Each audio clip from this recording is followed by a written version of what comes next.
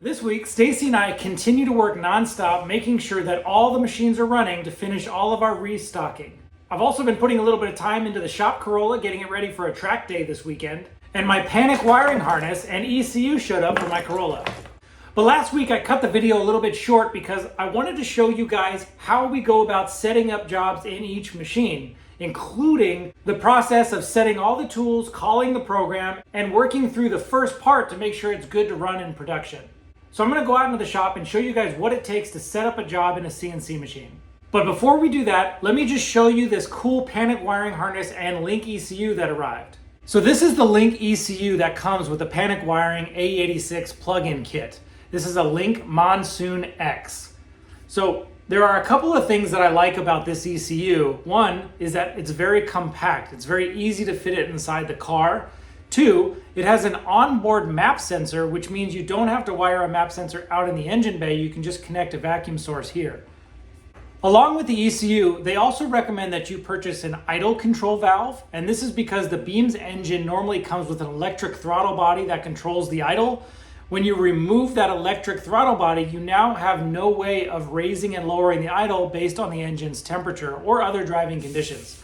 So this is an idle valve that you can purchase separately. It's actually pretty inexpensive. Also included in the AE86 beam swap is this alternator adapter. So this connects to the AE86 body harness where the alternator plug is, and this plugs into the Beam's newer model Toyota alternator.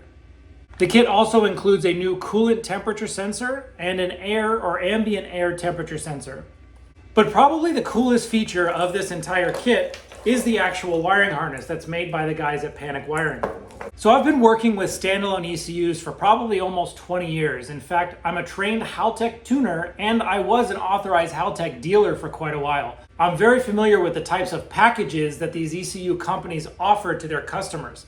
Generally, they'll have an OEM replacement ECU, which is you just disconnect the factory computer and plug in their box, or what they'll have is a flying lead kit, which is a wiring harness that plugs into their universal ECU with a bunch of wires sticking out of it, and you have to connect all of the ends to it. In only a very few small cases do these companies offer an actual plug-in wiring harness that you don't really have to do anything, you just connect all of that stuff.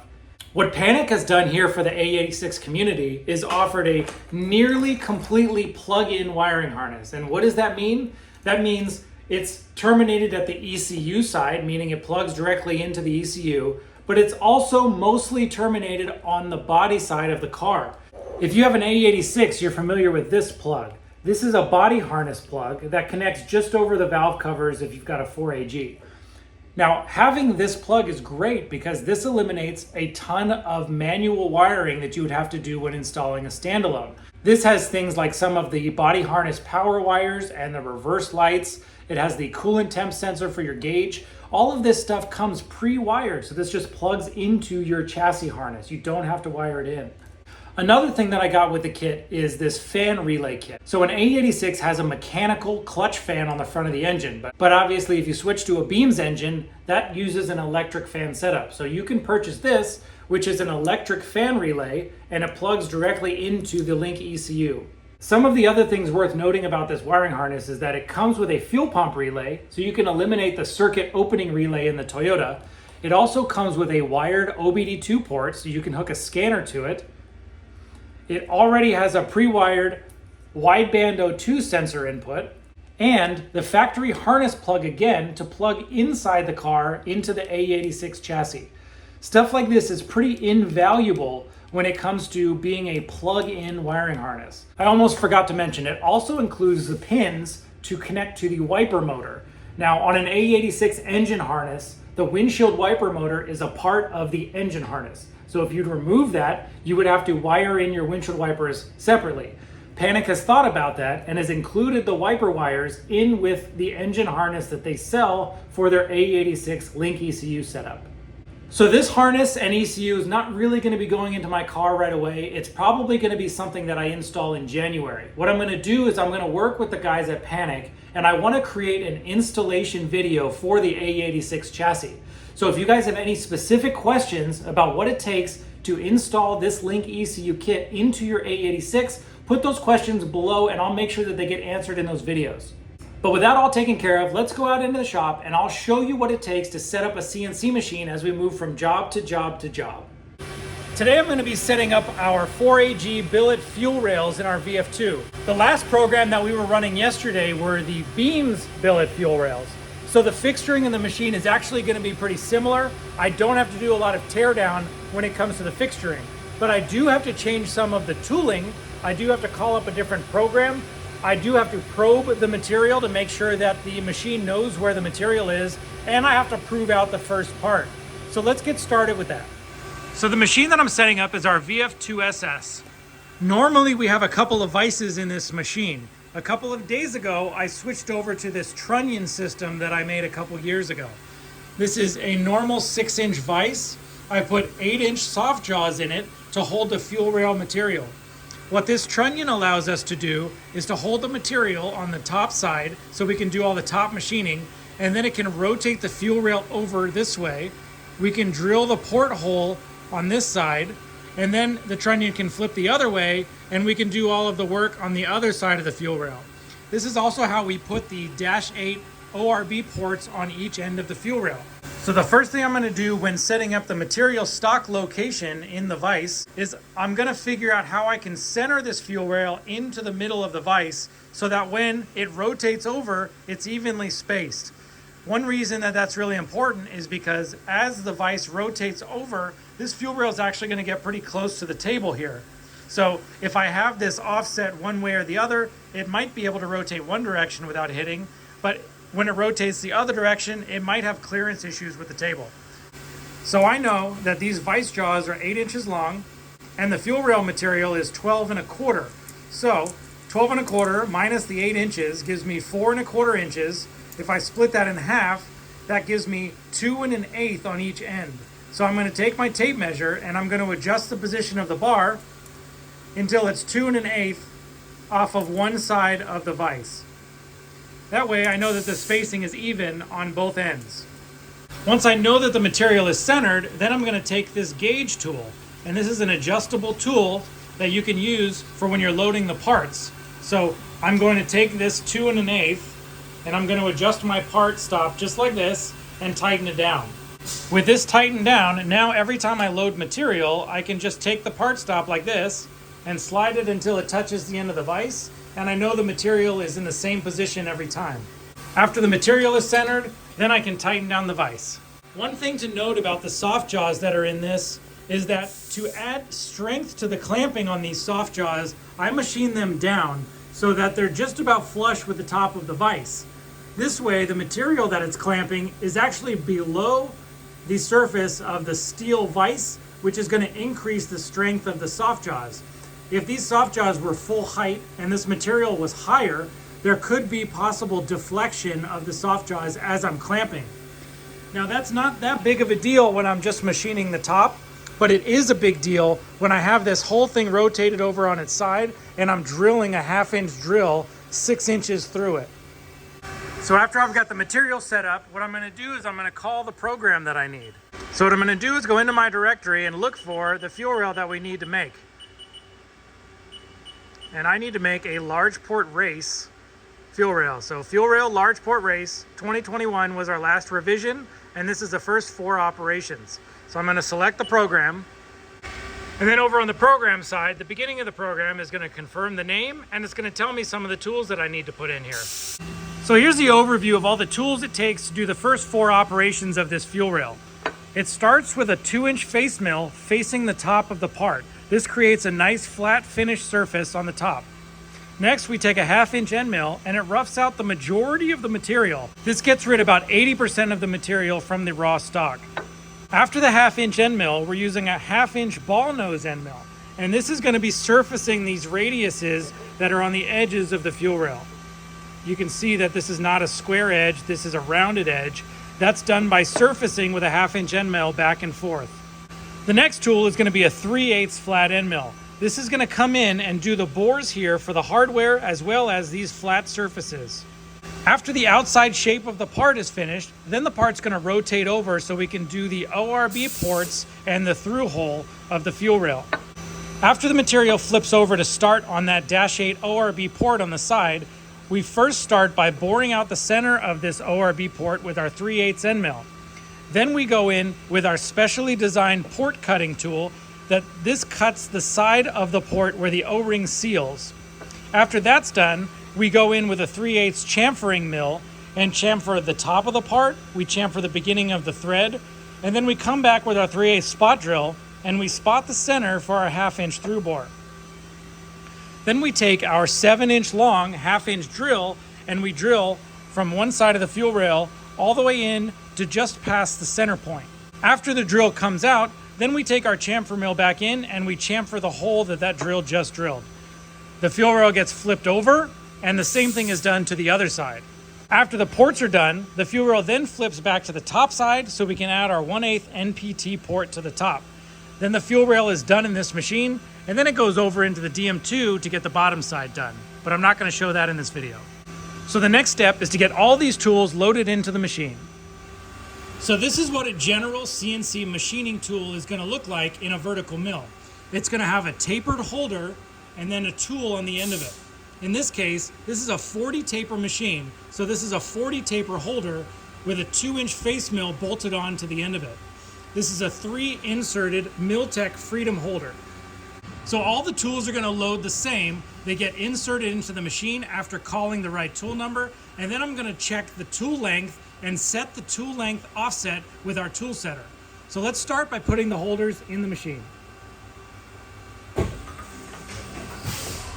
Most CNC machines have an easily accessible button directly next to the spindle. Some machines do have it on the control, but most are on the spindle itself. Usually you press to release, insert the tool, and then let go of the button, and now it's in the machine. After a tool is installed into the machine, then we need to set the length offset of this tool. And what is a length offset? A length offset is teaching the machine how long this tool is. Now we're going to also set our work offset, which is telling the machine where our piece of material is, but it needs to know how to adjust based off of the length of the tool. Now there's a couple of different ways in setting the length of this tool in the machine. Some machines you have to manually adjust it. And what does that mean? That means you're going to bring the tool down manually onto something that's called a tool setter. A tool setter is a device that has a known height at a set 0 point. So for example, this tool setter, when this dial goes to the 0 position, I know is exactly 4 inches tall. So this would go on the table here. You would bring the machine down until you hit that 0 point on the tool setter, and then you would tell the machine, this is 4 inches above the table. And that way the machine will know, based on its actual machine position, how long that tool is.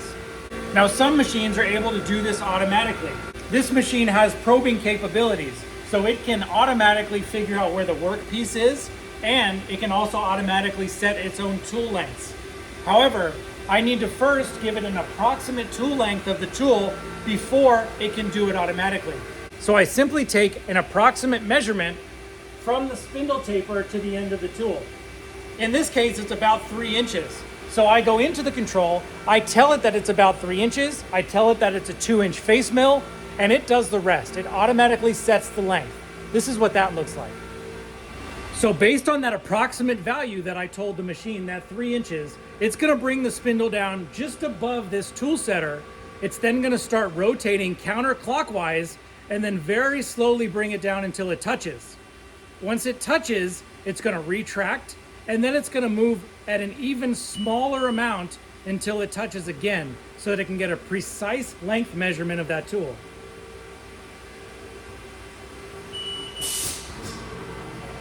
After the tool setting is done, then it saves that value into the control for you. You don't have to do anything. This is done for all of the tools that are needed for the job. Once all the tools are set, then I'm gonna bring out my probe and I'm gonna set my work offset. Let me explain. So the CNC program is just a command prompt telling the machine where to go and what to do. Most of that is based off of an X, Y, and Z coordinate system.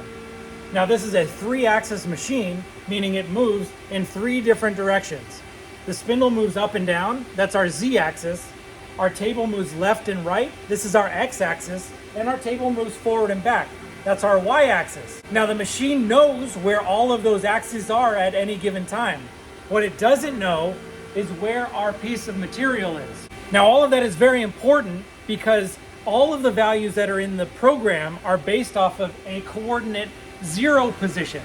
And what's the 0 position? It is an origin point that's set back in the CAM and CAD system. So in our computer, we've put this piece of material in a specific location. Now in that software, we have a center line or an origin point that we need to tell our machine where that is. What we're going to use for that is going to be a probing system. This probe is a very accurate tool for figuring out the spindle's location in relation to the X, the Y, and the Z position. It uses a precision ruby tip that is a very precise sphere to find the center line of this tool. The probe goes in the machine. We move the probe to an approximate location, again, like setting our tools, and then using the program that's in the control, we run a probing program to set our work coordinate 0 position. In this case, on this part, our X and Y 0 position is the center of our stock, and our Z 0 position is the top of the part. Drop down a little bit to make sure that it cleans up.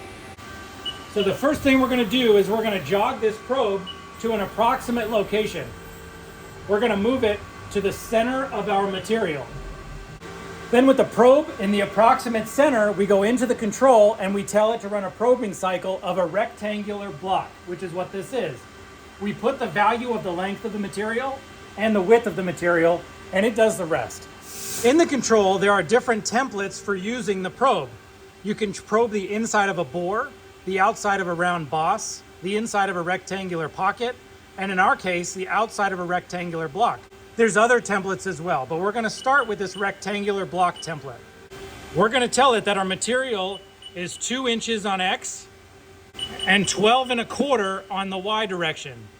It's going to go over the side of the material and then drop down 1/2 inch is the default setting. It's going to probe, it's going to retract, go back to the other side, and do the same thing again. Then it's going to check the other axis. After I know I have all this set correctly, then I just hit cycle start and it probes automatically.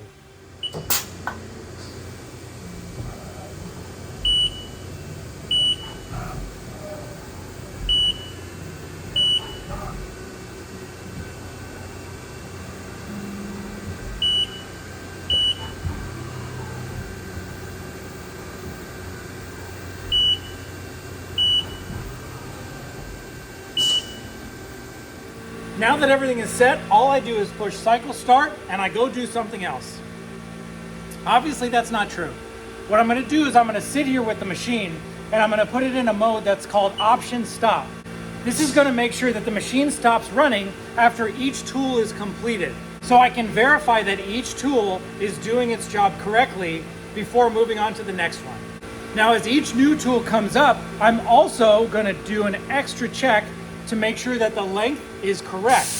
Now in my software, I've programmed the machine to wrap it down and stop 1 inch above the part with each new tool path. That way I can let the machine move to about 1 inch above the part and I can stop it. I can check the coordinates of the machine and verify that it is about 1 inch above the part. That way I know all of the tools are set at least approximately correct. This is going to prevent any major crashes from happening. So let's get this program going. So anytime I'm proving out a program, I'm going to make sure that my rapid speed is slow. At this point, I'm going to start at a 25% rapid. The tool's going to move over to the beginning of the toolpath and stop when I hit the feed hold button. I'm going to turn off the coolant, and then I'm going to go into my program and make sure that my Z position is about 1 inch. Here you can see it's showing 890. So I know that my tool is set at least approximately correct, and I can continue. This is going to be a little bit difficult for you guys to see.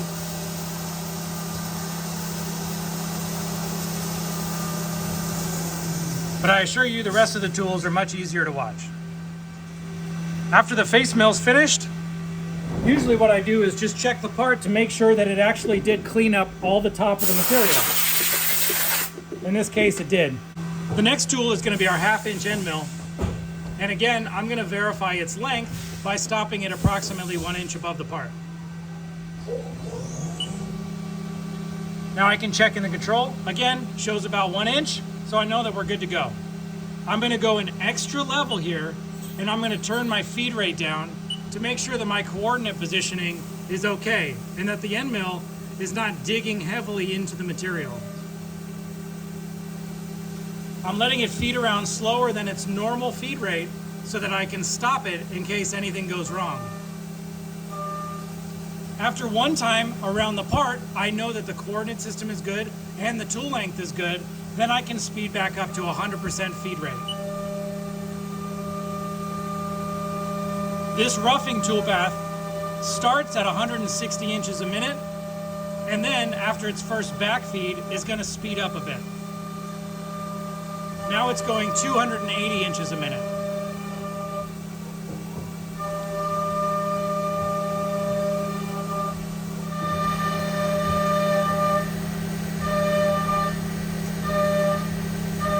So this process is repeated for every single tool.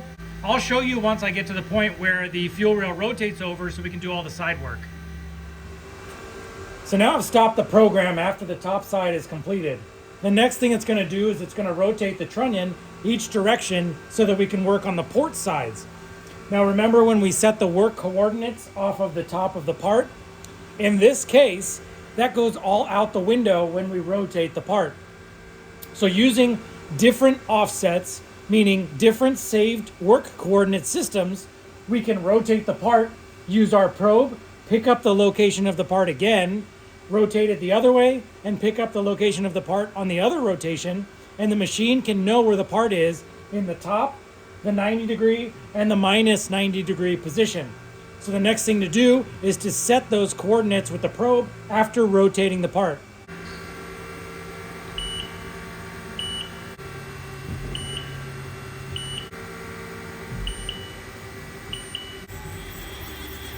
Now that I know the position of the fuel rail here, I can just adjust my coordinates to find the center location that we set on the top side.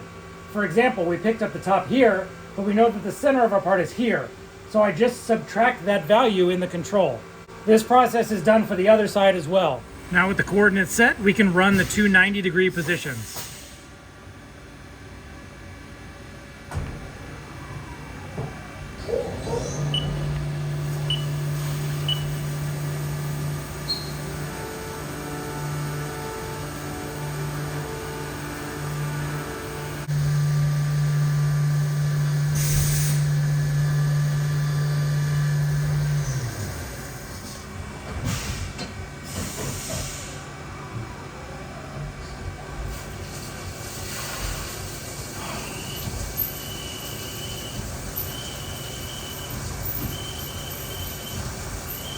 Now with a drill this long, it's important to do what's called peck drilling. That's what it's doing right now. This makes sure you can clear all the chips out of the hole. So it's pecking about 1/4 of an inch at a time. So it goes in 1/4 inch, retracts to clear all the chips out, then goes back into where it was and drills another 1/4 inch. It does this until it makes it all the way to the middle of the part.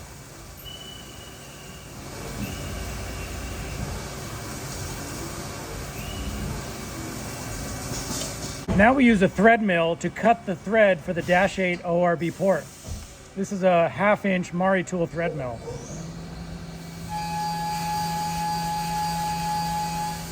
This process is done in multiple passes. I think it's cutting about 15 thousandths of an inch away at a time until the thread is completed.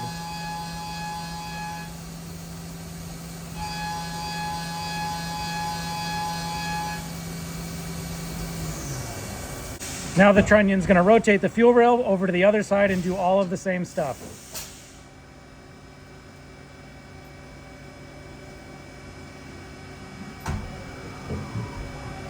There's our 3/8 inch tool, starting by cutting out the bore. And everything else you've already watched, so I'll get back to you as soon as the top side comes up again. So the last part of the program is going to be the fuel rail rotating back to its original top side and cutting the 1/8 NPT port for the gauge and the 1/8 NPT plug. So the reason that we do this port after we do the through bore and not on the very beginning of the program is because I want that 1/2 inch drill that drills all the way through the fuel rail to do it interrupted. If we do the hole into that bore first, that drill is going to be interrupted as it goes through that port. After the 1/4" end mill does the hole, then the 1/8 NPT tap comes out and cuts the thread.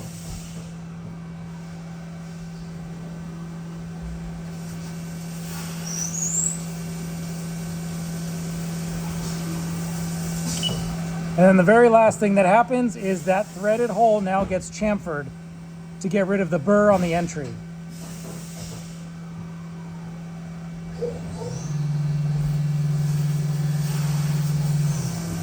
And that's it. So the only thing left to do before we start running this in production is to verify all the threads. I just start with the 1/8 NPT plug and make sure that that O-ring seal feels correct. It does. And then I'm going to take a 1/8 NPT plug into that top thread.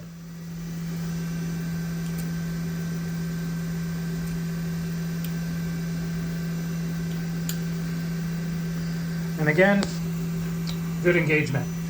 Mostly because this program has been run multiple times, I know that all of those depths are going to be good. But you still want to verify it because sometimes tools wear and just you never know. So hopefully that helps you understand what it takes for us to set up each new part as we're running. We have to do this hundreds of times a month as we go from part to part to part. Now it's especially difficult in a restocking fury like what we've got going on right now, because a lot of what we're doing is actually lower quantities than normal. For example, I'm only running 15 of these fuel rails so we can get all the orders out and have a small inventory left over. Generally, I'd be doing 3 to 4 times that amount, and the machine would be running for, let's say, 2 or 3 days at a time with this program. In this case, this program's probably going to be done tonight, and I got to come back in tomorrow and set up the next program for the next part. Now, before we finish this video, let me just show you all the other stuff that's going on in the shop. Over in the VF1, what we're running right now are our 20 valve grommets. These are the nuts that have an O-ring on them that hold the 20 valve valve cover on. After these are finished, they go out to zinc plating so that they don't rust. We're about halfway through these. Now on the DM2, I've got all of our beams engine mount base plates finished.